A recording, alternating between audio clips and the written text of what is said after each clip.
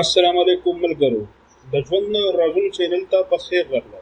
آیا تاسو کله سوچ کړی دی چې یو معمولي لفظ مړه زړونه ژوندي کولی شي، او یو غلط لفظ د کلونو کلونو پیژندګلو او تعلق باوجود په یو سکند کې زړه ایرې کولی شي؟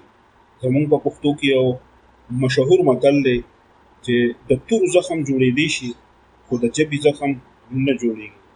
نن به موږ د انساني نفسیاتو یو داسې راز ښکاره کوو چې څنګه ستاسو الفاظ هغه د ستا د ګټې یا د ناکامۍ فیصله کوي. راځئ چې یو وړوکې غوندې قصه واورو.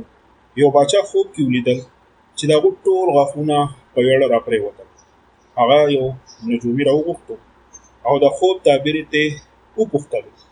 نجومي ورته وویل: باچا سلامت، د دې تعبیر دا دی چې ستاسو د سترګو وړاندې به ستاسو ټولې بیبیانې او اولاد مړه شي او تاسو به یوازې پاتې شئ. باچا په دې غوسه شو او هغه نجومي جیل ته واچاوه.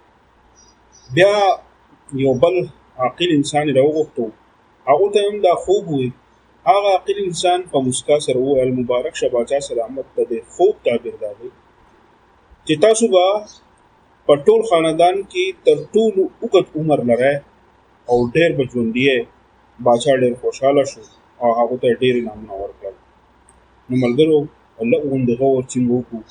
د دواړو کسانو خبره یو وه، تعبیر هم یو و، خو صرف د الفاظو انتخاب بدل و. هم دا د انساني دماغ و نفسیات.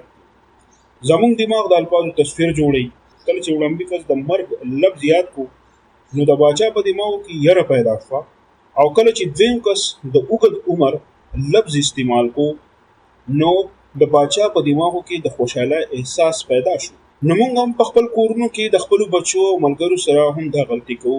کله چې یو ماشوم ته ووایو چې تو هیڅ نشې کولی، تو نالایقه یې، نو د هغو په نفسیاتو کې هم دا خبره کینو او هغه په رښتیا نالایقه جوړ شي.